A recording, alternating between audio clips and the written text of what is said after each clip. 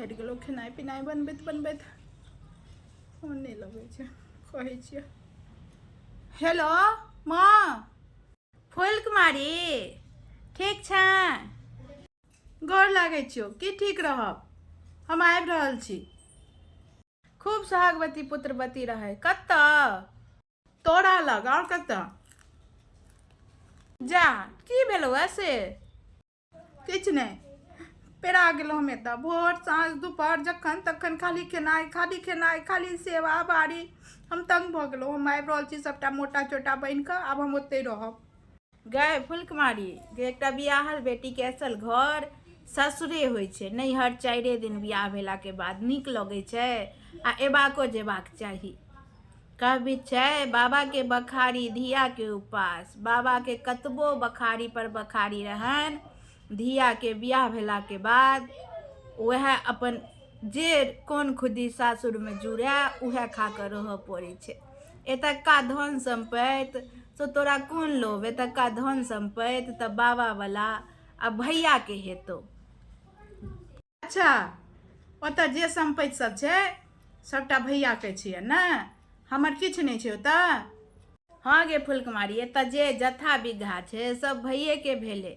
ई हमरे घर नहीं, सनातनी भइले आ सभक घर। दादा वाला बाप के होइ छै, बाप वाला फिर बेटा के होइ छै। इहे चलैत एलै पीढ़ी दर पीढ़ी बढ़े चलि जाइ छै। बेटी के पाई लगा के बियाह दान कऽ देलियै, आब अपन सासुर में सुख से रहे। गे बुढ़िया गे, एके कोख से बेटो के जन्म देलिए, एके कोख से हमरो जन्म दिला। ई दू रंग के व्यवहार। तू नहीं आबऽ देबे, तू नहीं रखबे तो हम जाइ छी कतौ घरे डेरा पर लऽ कऽ, इहे में रहब हम। एतऽ लेकिन नहीं रहब। खबरदार सुन ले फूलकुमारी, अगर तू ससुरक घर से डेग उठेला तो तू ई बुझली है कि नैहरों के गेट तोरा ले सनातनी लेल बंद भ गेलो। एमा बड़ तमसायल बुझाई छै। ककर फोन छलन है? ये कनिया फूलकुमारी के फोन छला। कहे छलैया जे हम पेरा गेल छी एतऽ, हम सास ससुर के सेवा करैत करैत एकदम मरे छी से हम अबै छियौ तोरा लग। हम मना कऽ देलियै तऽ कहैया जे हम डेरा लऽ कऽ रहब ग। कहू तऽ कनिया, जाबे तो दुनू प्राणी चले फिरे छलखिन हैं ताबे तो आधा दुख एकर हरने छलखिन हैं फूलकुमारी के। आब ओ बेचारी सब चले से असमर्थ भऽ गेलखिन, 10 रंग के बीमारी भऽ गेलनि, तऽ आब कहै छै जे हम सेवा करबे नहीं करबनि बूढ़ में, हम उनका लग रहबे नहीं करबनि।